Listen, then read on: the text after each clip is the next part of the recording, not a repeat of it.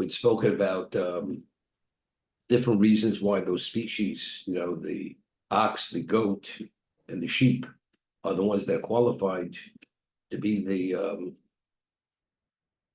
only species that qualify for the korban.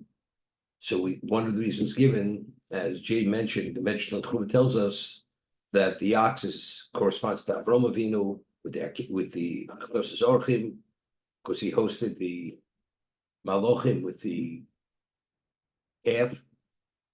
The ayil, the sheep or the ram is the Akedah, and the Shnogedil, the Izim, and the goat were the delicacies which Rivka had prepared for Yitzchak.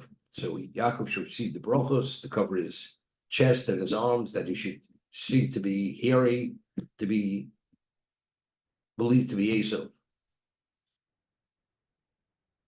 So we had said that the reason why the Achnosis Orchim came about was because Avram was mitztayer. If you remember, we spoke about mitztayer. He was pained because Hashem had caused it to be the hottest day in existence that day. It was the third day of his Milah. So he should be able to have a respite from Achnosis Orchim. But because he was mitztayer, because he was in pain, he was pained that no Orchim were coming, therefore Hashem sent angels in human form. So we explained what was the mitztayer. The mitztayer was that because every moment that he wasn't engaged in this Achnosis Orchim, which was only a vehicle to espouse monotheism, that means there was those people who were pagans remained pagans. So he was paid for Chil Hashem that he wasn't engaged in refuting and clarifying to every individual that Hashem is the master, not the deities, but rather Hashem. That was his pain. So as a result of that, Hashem sent angels in human form. That's what we explained. That was the mitztayer. And because of that, when he saw them coming, he ran towards them. He said, he made requests of them. Hishano tachas eitz, rest under the shade of my tree, water, ekho pas lechem, and many other things. And the Chazal tell us, the Medrash and the Gemara, but the Medrash even more so, that for every aspect of the Achnosis Orchim, we were beneficiaries. The Hishano tachas eitz, we had the Adei HaKavod. The water, we had the Be'er Shel Miriam. The Ekho pas lechem, we had the month for 40 years. And many other things. The running regarding the Yitzis Mitzrayim, regarding Kabbalah Torah, everything had its ramifications due to what Avraham had done. So it pointed out that Avraham, if he wouldn't have been mitztayer, so why do we have the Adei HaKavod? Because he said the Shabbat eitz. The man, because he offered his bread. The water, Be'er Shel Miriam, because he offered his water. And every one of these things. If he wouldn't have been mitztayer, what would have been? They would have come in angel form, and all the result of what he did wouldn't have happened. That means we wouldn't have had Adei HaKavod, wouldn't have had the Be'er Shel Miriam, and we wouldn't have had the man. We are different people. The Gemara tells us, Lo nitlo Torah l'ochlei haman. We were spiritualized for 40 years with the man, and therefore we were able to comprehend and come upon understandings of Torah at a different level. The Be'er Shel Miriam also wasn't just plain water, it spiritualized us. The Adei HaKavod protected us, we were engulfed. And many mitzvahs came about. Sukkah is the Adei HaKavod. Now, if there would not be kapara, we'd be in a different position. The kapara is the korban. Why do we have the species of the ox? Because Avraham Avinu hosted the angels. So the midas harachman, how is it actually, does it manifest itself regarding korban? It manifests itself in the shore, in bringing the ox. But why does it matter? Why does that somehow counter the midas hadin and bring midas harachman? Because Avraham Avinu went and he hosted the malochim by offering his calf. So the calf of the Achnosis Orchim, one of the ramifications is the korban. I'm just showing it goes beyond. It keeps extending itself. We find that the reason why it's Atzei Shitim, the Mishkan was Atzei Shitim, because since he said Hishonu Tachsa Eitz, Achnosis Orchim was with that Eitz, therefore the Mishkan was Atzei Shitim. So we see continuously every aspect of Avraham, but if not for his mitzvah that he would have was paying for Chil Hashem, what would be? We wouldn't have all this. So what is the value of being paid for Kovod Shemayim? The value of being paid for Kovod Shemayim is exactly this. It's unending. The response of Hashem, the reward for the person, if you put yourself out and you internalize the pain, Hashem's pain, and you're concerned about his pain, the reward goes beyond, and it manifests itself not only in the spiritual world, what's waiting in Olam Haba, even in this world, how our context of function is only due to that. Okay, that's the point. 15 tenets of Jewish faith. Belief, which the Rambam codified, that if you believe in these 13 beliefs, principles, you have a share in the world to come. So that gets you through the door. You have a share in the world to come.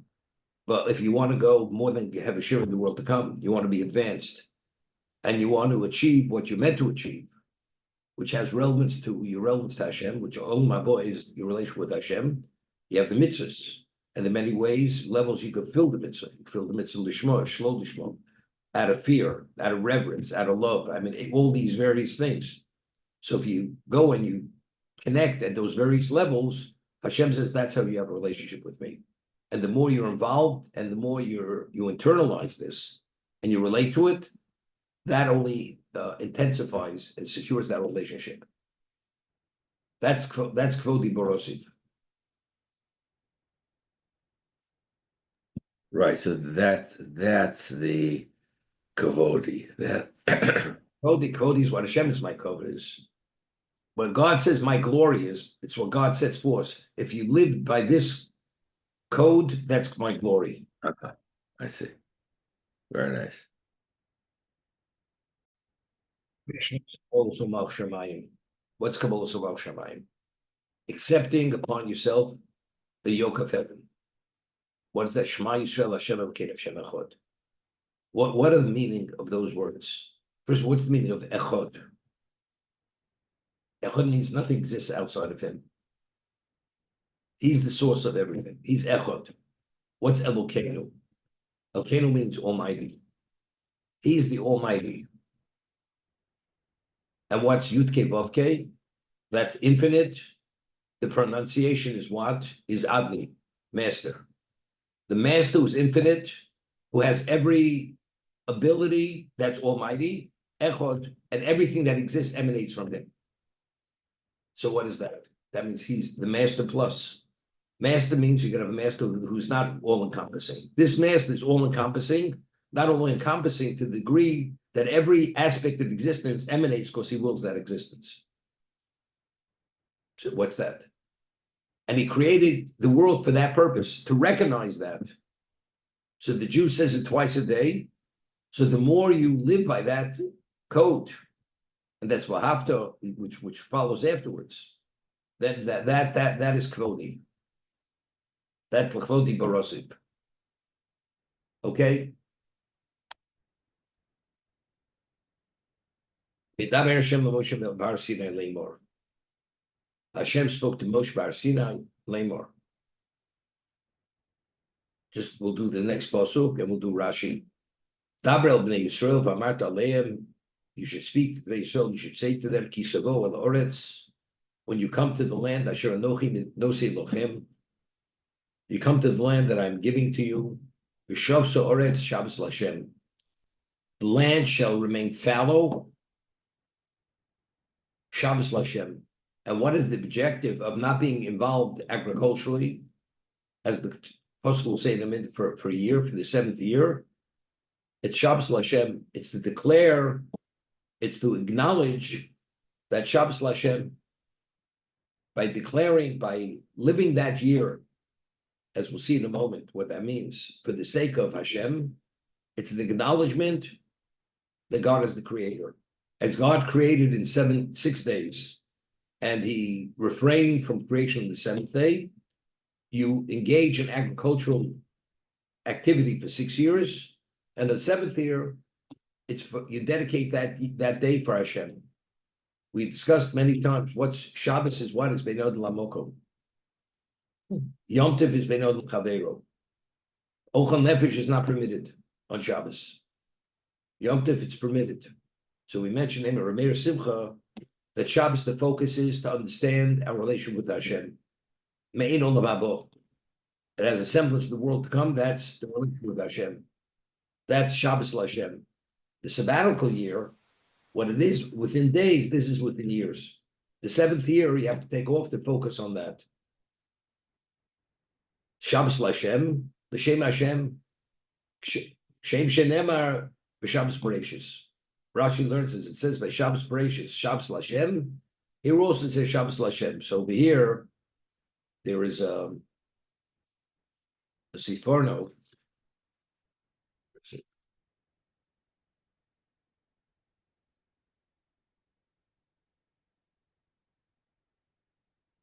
On Pasuk Gimel, on Pasuk Dalit, Shabbos Hashem. Okay, we'll read it in a moment.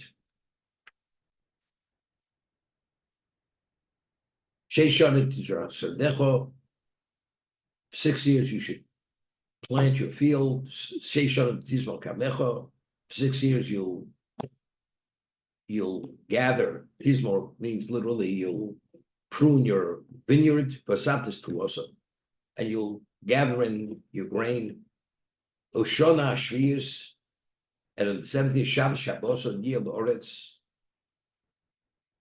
Shabbos Lashem. The 7th year should be Shabbos Oretz, refrain from all activity, agricultural activity. Shabbos Lashem. Again, it repeats it. Sodcha lo sizro, karmecha lo sizmor. Your field you should not plant, and your vineyard you should not prune. Let's see Rashi.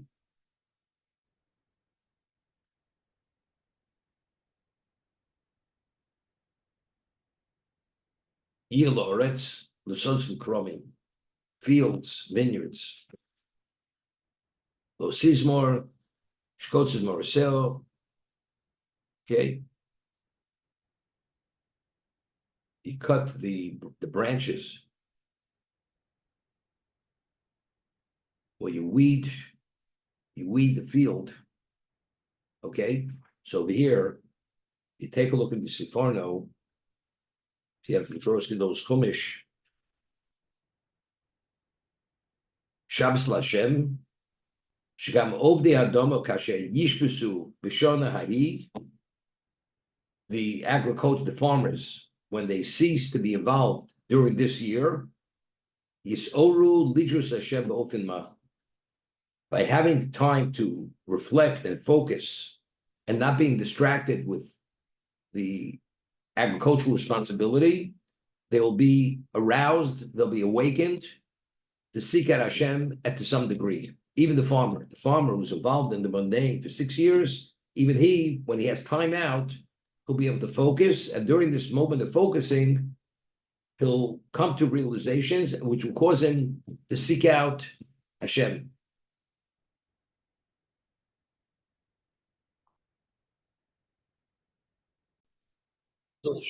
In the Sul Sharm Path of the Just this Paro, when the Jews started complaining, he took away the straw subsidy. And when they came to complain, they said, how are we going to survive it? He says, what? He says, the only reason why you're complaining is because you have time to think. And you're lazy. If you'd be fully occupied, you wouldn't complain. So he says the Yetzer Hara, that's the evil inclination, that's one of his strategies. Whenever you want to be focused on something, to evaluate something, have an understanding what life's all about, immediately he distracts you. The burden of life, the responsibility of life is a continuous distraction. As a result of that, we don't stop to think, and as we don't stop to think, therefore, as a result of that, we cross lines that we shouldn't cross. Famous word from the Silsa Sharim. So Paro, the Yetzer Hara, exactly, the approach is Paro's approach. You should have no time to think. You have no time to think. Everything is reflexive, and you go after what you're inclined to. And what we're naturally inclined to, because we're physical beings, we're inclined to the physical. That's something else to say, Farno. Normally, a farmer, he rotates his crops. And by rotation of crops, the land has the ability to regain its nutrients, its minerals, whatever it is. So when you plant again, it's another quality crop. But if you deplete the earth, the crop that comes is a deficient. It's an inferior crop. Here the Torah says, "Sheish shonim tishrach sodecha." When you plant 6 consecutive years, consecutive. And the 7th year remains fallow. And we'll see in a moment. And during the Shemitah, you're not permitted. And later the pasuk says you can ask a question. So the 7th year, everything is ownerless. You can't plant until the 8th year. You can't reap the harvest till the end of the 8th year. So you can ask a question, Manochal, what are you going to eat? So what does Hashem say? Vitzivisis berchosi. I will command my blessing, and in the 6th year, you're going to have a 3rd year crop. You're going to have a bumper crop. Could you imagine? You're planting the earth 6 consecutive years. Normally, you deplete, you're sapping the earth from all its minerals and its nutrients. And yet, the 6th year, you're going to have a 3-year yield to cover you till the end of the 8th year, till you're able to reap the 8th year. That's the bracha. Okay? That's Sheish Shonim. So here he says, the Siforno, Sheishim Tizros Kshodech, Os Tuchal Lizros Sode Achar Echod Ba'atzmo Sheish Shonim, Ritzufos. You're able to plant that same field 6 consecutive years, which is not the way normally agriculture works. Ki Omnav HaMinig Bo Hushiyeh Nora Shonav Zora Shonav. It remains fallow for a year and you plant it for a year. That's rotating crops, alternating years. Sheiskir Rab Sein Zal. Vosaftis Puoso. Shlo Keminig Ba'avodas Adamo. Shem Yizru Chelko Achas Ba'atzmo Shnon Ritzufas Lo Sosif Teskocha. Despite that, you'll bring in the harvest. Later, Ziphon is going to show that if you don't ask the question is, you say, but if the 7th year is going to be, everything's ownerless, and you don't plant the 7th year, what do you need? In the 8th year, Tzivisis Berchosi. I will command my bracha, and you're going to have a 3-year yield in the 6th year to carry over until the 8th year. So it seems to be, the Shifana points out, only if you ask the question. What about if you have bitochel? You have faith in Hashem. You don't worry about these things. The Jews, when they went into the Midbar, they didn't ask, how are we going to survive the Midbar? If Hashem says, go into the desert, he'll provide. There's no question. If you have that level of faith, we say, Ochel kimo umizborach me'ov. You eat a small amount, and it's blessed in your innards. Less is the equivalent of more. You don't need more. Normally, you need a certain amount of grain. You only need a fraction of that, and it'll sustain you and sate you no less than the larger quantity of grain. That's ochel kimo mizborach me'ov. You eat a little bit, it's mizborach me'ov. It's blessed in your innards. But once you ask the question, if you ask the question, what do you eat? Then you have to see it visually. Then I will give quantitatively, I'll give you a 3-year crop. But if you don't ask the question, you don't need more than that. The less is the equivalent of the more. Similar, we find by the Lechem Aponim. The Mishnah tells us in Yuma that as long as Shimon HaTzadik was alive, there was bracha in the Lechem Aponim. The showbread that was divided among maybe 1,000 Kohanim every Shabbos, when the rotation would change, the incoming group, the outcoming group, they would divide 12 loaves of bread. Now, how much could you get? So the Gemara says, the Mishnah says, Ochul Kapul. Kohen would get as much as the size of a bean, and he'd be saved. That's because it was Nitzah Brocha, Bilechem upon him. Because there was a blessing. Ochel Kim is Baruch Meir. He ate a small amount, it's going to need a large amount. Once he died, he passed on. A curse went into Lechem upon him. It was not the same. It was like ordinary bread. Therefore, it says the Gagaronim, the gluttons, they fought over the bread. But Snuim and the modest people, they would walk away from it. They weren't going to start for the sake of this kind of behavior. They're willing to pass on the Lechem upon him. It was no longer the same. Same idea. This idea of ochel kimo, of eating a small, it's miraculous. But you have to have that faith. You have to be worthy of that. So if you have the bitochen, you have the faith, this happens. If you don't have the faith and you're worthy, then Hashem, even at that level, gives you 3 years in the 6th year. Okay, but if you don't even have that worthiness, then you don't even have, it's an ordinary crop.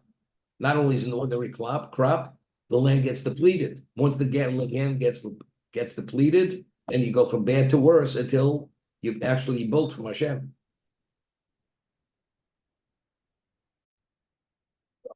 I see the derech Hashem is work, the way of Hashem, that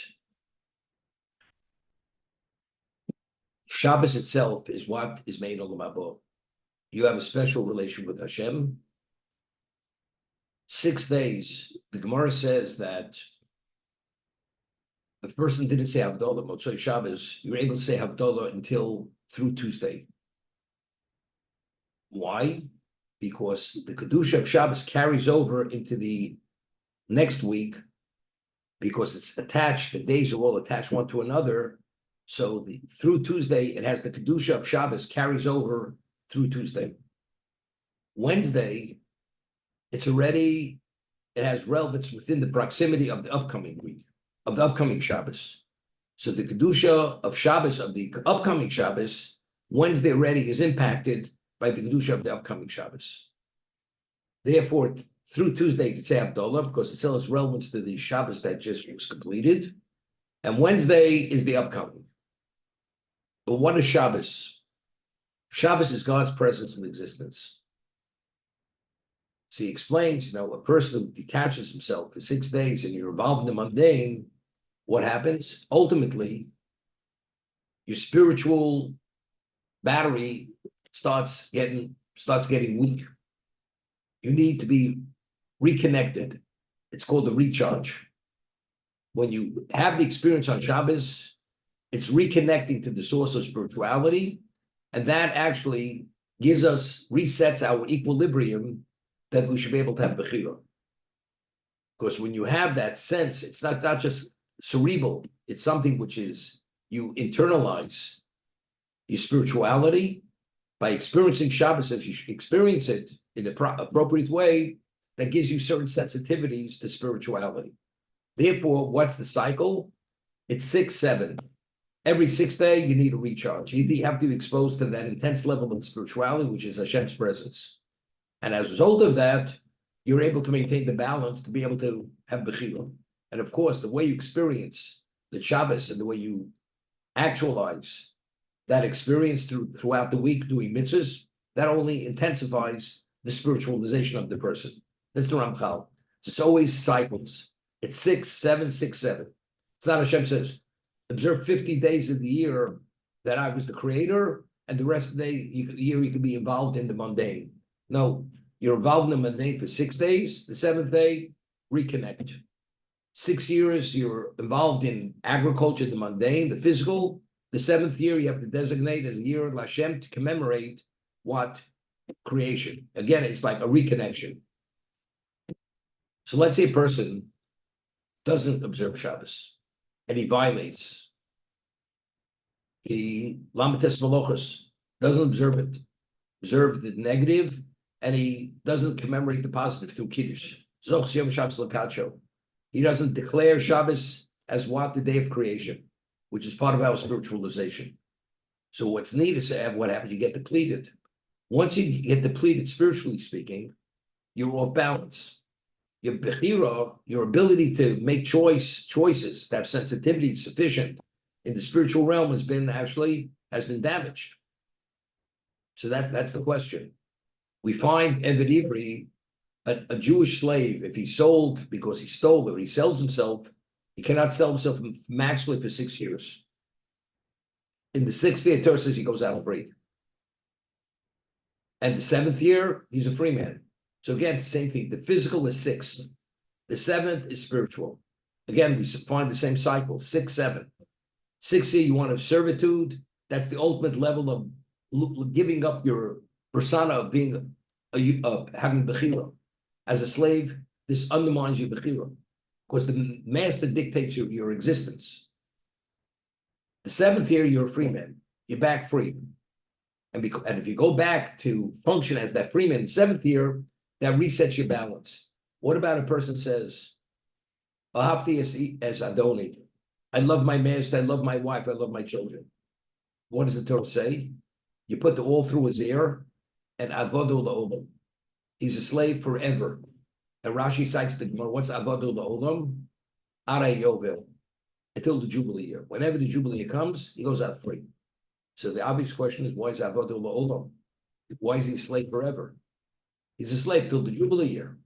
The answer is, once you pass the sixth year and you're a slave for that seventh year, the Torah says he's permanently damaged. Because during that seventh year, he allowed himself to have a master other than Hashem, and he dictated his existence, and he didn't have that ability to make choices within the realm of what? A free man. He's equivalently, he's a slave forever. He himself has been impacted, that experience he'll carry for the rest of his life. He's handicapped forever, his bechira has been undermined. That's avodah l'olam.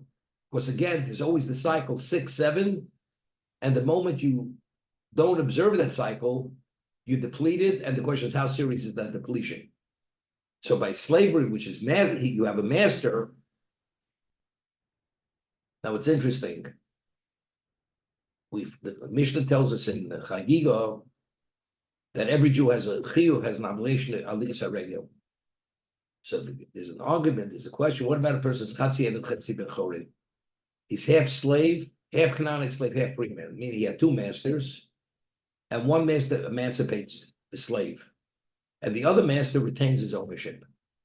So that means that 50% of him is a free man. That means he's obligated in all the mitzvahs like a regular Jew.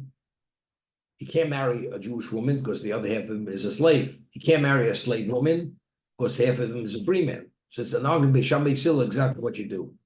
So the Mishnah talks, what about a regular? Since half is a free man, does he have an obligation to be older regular 3 times a year? So one opinion is that he's potter. He's exempt. Why? Because it says regarding aliyas regel, you ascend to see liros pnei ha'odon Hashem. You're going to see the countenance of the master Hashem. So the Mishnah says, if you have one master, but now a person has 2 masters. If you have 2 masters, you don't have any master. Master means your whole life is dedicated to the master. If you have 2 masters, that means you have to divide your allegiance. Once you have to divide it, then you're not fully committed to either master, because part of you is dedicated to another master. So it's only the one who has one master, you're able to understand exactly what your responsibilities are. But if you have to divide your responsibilities, who you are, same idea. You take a human master, Torah says maximum 6 years, and every different maximum 6 years. He's not permitted to cross that line into the 7th year. Once you go to 7th year, that master has an impact on a permanent level. That's avodah l'olam. And that's why it says, why do you put the all in his ear? Why do we choose the ear? In Sinai, you heard, you're my subjects, you're not the subject of a subject. And you go and sell yourself into slavery. So the question we always ask is, you should put the all through his ear immediately. Why only when he crosses the line of the 6th year? Because only after the 6th year, that's when it comes to haunt him. That's when it impacts on him. Till then, he's still connected sufficiently. Once he crosses that line, it's forever. So now it's avodah l'olam. Now you no longer mind my subject. You accepted the subject of a mortal. Once you have that, you can't divide your allegiance.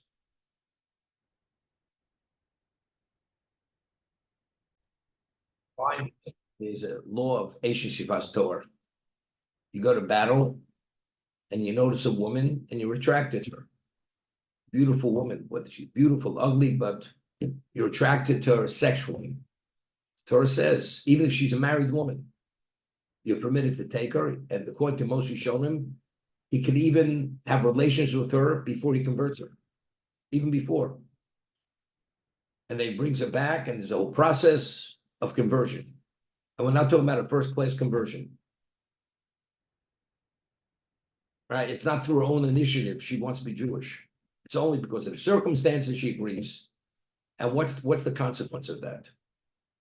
Ben Sarah Mora. If you take an Eshish Pastor, you realize what's going to happen. There's a good chance you're going to have this rebellious son, which ultimately you may have to bring him to best to be put to death. So you say, Torah shouldn't allow it. So the Gemara in Kedushin says that if the Torah would not allow it, there's certain situations in life that the desire is so overwhelming, all-consuming, that a person would do it in a not permitted context, therefore Torah permits it. And only God knows.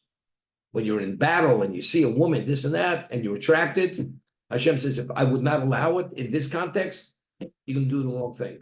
So better you should do the wrong thing in a permitted context than a wrong context. That's the Gemara Kedushin. So it could be here also. A man, first look, the Torah is setting the man up. Normally, a Canaanite woman is not permitted to a Jew. It's a negative commandment. But yet, an Eved Ivri is called Eved Ivri, not Eved Yisraeli. Ivri is the classification of pre-Sinai. So Rabbeinu Bachi asks, why is he referred to as Ivri, not Yisraeli? The answer is because this Jew is an ancient Jew. He's a pre-Sinai Jew. Because if he would have heard what was said to him at Sinai and appreciate his status of being Goy Kadosh, he would have never stolen. He would never sell himself into slavery because he'd appreciate who his master was. The answer is he never really appreciated it. Do you know what the Torah says? That when he becomes a slave, although normally a Canaanite woman is not permitted to a Jew because he's a prince and she is totally a physical being, but because you didn't appreciate who you are, you know what you're going to become? You're going to become a breeder. The master could use you as a breeder to breed children. This is like a wake-up call. So Hashem puts you in a setting that you should want. Look where you've fallen to. The woman that you're not permitted normally, now Torah permits you. Because you're no longer that person. We'll treat you like an animal. What about after, and the woman's not your wife, and the children not your children. And after 6 years, the guy says, I love my master, I love my wife, I love my kids. But it's not your master, God's your master. The woman's not your wife because she's not marriageable. The children are not your children because there's no pedigree here. So the answer is, this man went off the cliff. Here you're supposed to wake up by giving you this woman, just to the contrary. It's like walking a tightrope over here. What should have been, he should have run from this after 6 years. Here he wants more of it. Or he's agreeable to stay here. I'm saying could be that's the reason. Because a person being put in this position, if you don't get it, you don't get it. But if you don't get it, avodah lo. Ultimately, when Jubilee comes, you're gonna be freed regardless whether you want the master, whether you don't want the master. Hashem says, I'm not gonna let you go off the cliff totally, but you can be hurt badly. You can be spiritually impaired forever because you crossed the line and went beyond 6 years. Rabbi, Eved rarely happened. The result of this taking this woman, you have Ben Sarah Mora. So, firstly, the Ben Sarah Mora, he has choice. He doesn't have to be a Ben Sarah Mora, but he has a very strong inclination to become a Ben Sarah Mora. Because if he had no choice, then there's no liability for the son, right? But your son is going to be born with a certain handicap that is going to be heavy weighted on that side. I always say, the Akedah. The Akedah was the greatest accomplishment. When Avraham came back from the Akedah, he was ecstatic. Because now it's guaranteed forever that what? That Klal Yisrael, regardless of the level of prosecution, the schus of the Akedah will silence his prosecution. Now, what happened to Avraham was, he beat Satan, but you realize You never know if you beat someone. He comes home, and what does he find out? Sorry, made it passed away. So what was the challenge? If Avraham would have said at that moment, Hashem, if that's the thank you, I regret that I ever took my son to the Akedah. If he would have ever said that, it would have actually annulled whatever the value of the Akedah was. Like the Rambam says, person can be a tzaddik all his life. If Chas v'sholom, the last moment of his life says, I regret all the mitzvahs I ever did, his record, there's no mention of his record of any of the mitzvahs. That's exactly what Satan tried to accomplish. If you think you beat Satan, you never know whether you beat him. He always gets you at the last moment. Eishis Fas Torah is this. You want to capture that soul, which I captured originally, you're going to pay the price. Don't go near it. But the desire is so overwhelming, you have choice. You engage with the woman, and Hashem allows it. But you realize you're going to have Ben Surah Morah. But the Ben Surah Morah still has choice. So maybe that'll be a reason not to. And if you cross the line, something will get back at you. You're going to have aggravation with this kid. You regret that you ever did it. So there's always payback when it comes with the son. There's always payback with him. Therefore, a person should never feel too feisty. You know, I beat Satan. It's Gemara Kedusha. There was an Amora that he got married. He was 16 years old. And he says to Satan, fire in your eyes. I beat you. So they said to him, don't speak this way. You start engaging with Satan and you start boasting that you beat him, he's going to get you. He'll only increase the temptation in other areas that you're going to fail. You know, keep a low profile. Be humble. Don't feel that you beat him, because if you go and you speak, you beat him, you're going to lose. Because it's going to give you a challenge that you may not be able to meet that challenge.